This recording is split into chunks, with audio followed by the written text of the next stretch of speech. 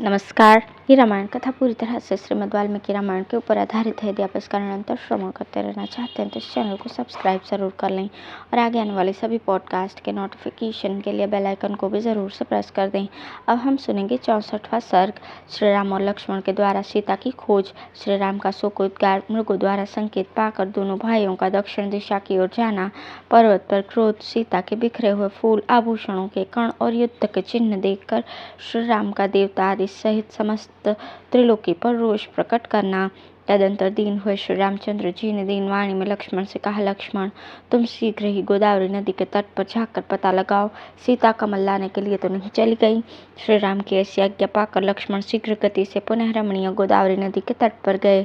अनेक तीर्थों से युक्त गोदावरी के तट पर खोज कर लक्ष्मण पुनः लौट आए और श्री राम से बोले, भ्राताश्री, मैं गोदावरी के घाटों पर सीता को नहीं देख पाता हूँ। जोर जोर से पुकारने पर भी वे मेरी बात नहीं सुनती हैं। क्लेशों का नाश करने वाली विदेह राजकुमारी न जाने किस देश में चली गई। जहाँ कृष्ण प्रदेश वाली सीता गई हैं, उस स्थान को मैं नहीं जानता। लक्ष्मण की ये बात सुनकर दीन एवं संताप से मोहित हुए श्री रामचंद्र जी स्वयं ही गोदावरी नदी के तट पर गए। वहां पहुंचकर श्री राम ने पूछा, सीता कहाँ है? परंतु वध के योग्य राक्षस राज रावण द्वारा हरी गई सीता के विषय में समस्त भूतों में किसी ने कुछ नहीं कहा।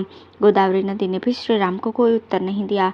तदंतर वन के समस्त प्राणियों ने उन्हें प्रेरित किया कि तुम श्री राम को उनकी प्रिया का पता बता दो, किंतु शोकमग्न श्री राम के पूछने पर भी गोदावरी ने सीता का पता नहीं बताया।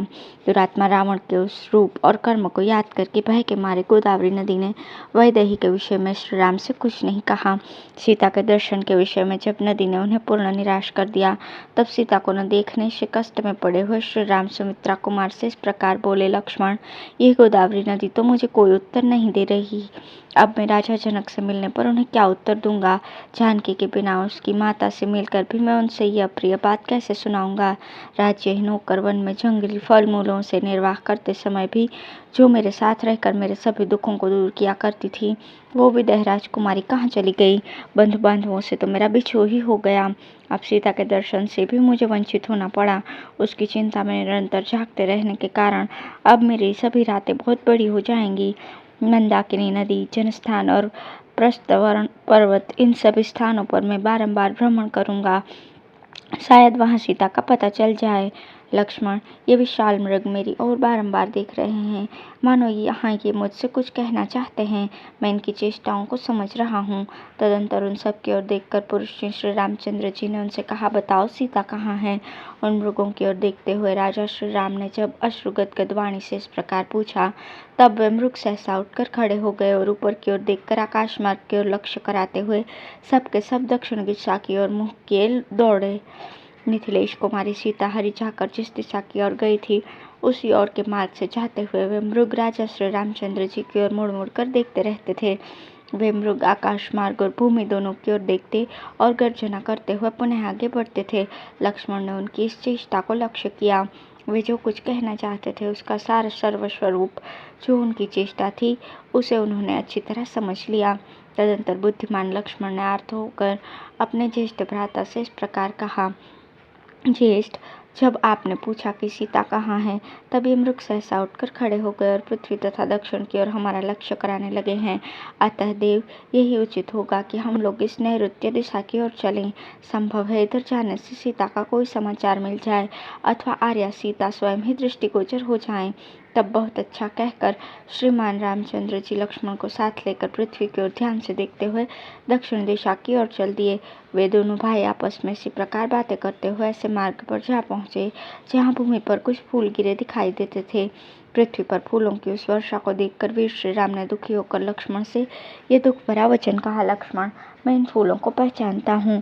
ये वही फूल यहाँ गिरे हैं जिन्हें वन में मैंने विदेह नंदिनी को दिया था और उन्होंने उसे अपने केसों में लगा लिया था। मैं समझता हूँ सूर्य, वायु और यशस्विनी पृथ्वी ने मेरा प्रिय करने के लिए ही इन फूलों को सुरक्षित रखा है। पुरुष प्रवर लक्ष्मण से ऐसा कहकर धर्मात्मा महाबाहु श्री राम ने झरनों से भरे हुए प्रस्त्रवण गिरि से कहा, पर्वतराज, क्या तुमने इस वन के रमणीय प्रदेश में मुझसे बिछड़ी हुई सर्वांग सुंदरी रमणी सीता को देखा है।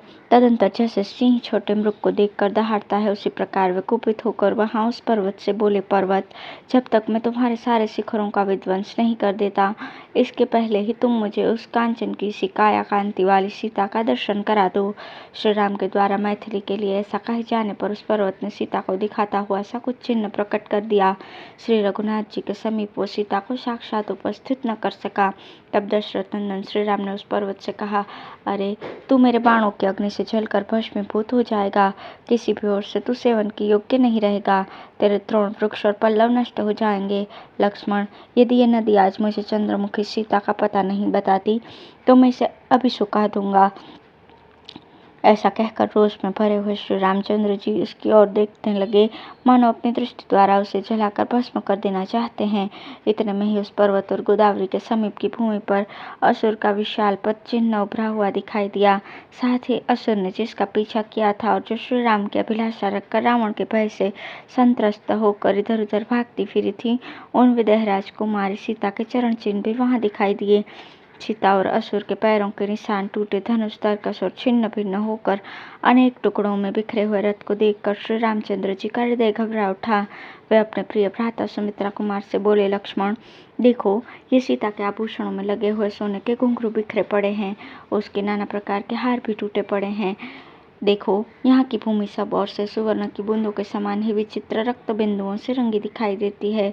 मुझे तो ऐसा ज्ञात होता है कि इच्छानुसार रूप धारण करने वाले असुरों ने यहाँ सीता के टुकड़े टुकड़े करके आपस में उसे बांटकर खाया होगा। सीता के लिए परस्पर विवाद करने वाले दो असुरों में यहाँ घोर युद्ध भी हुआ है। तभी तो यहाँ मोती और मणियों से जटित एवं विभूषित किसी का अत्यंत सुंदर और विशाल धनुष खंडित होकर पृथ्वी पर गिरा पड़ा है। यह किसका धनुष हो सकता है? वत्स, पता नहीं यह असुरों का है या देवताओं का। ये प्रातःकाल के सूर्य की भांति प्रकाशित हो रहा है तथा इसमें वैदुर्य मणि के टुकड़े झड़े हुए हैं। उधर पृथ्वी पर टूटा हुआ एक सोने का कवच पड़ा है, न जाने वो किसका है।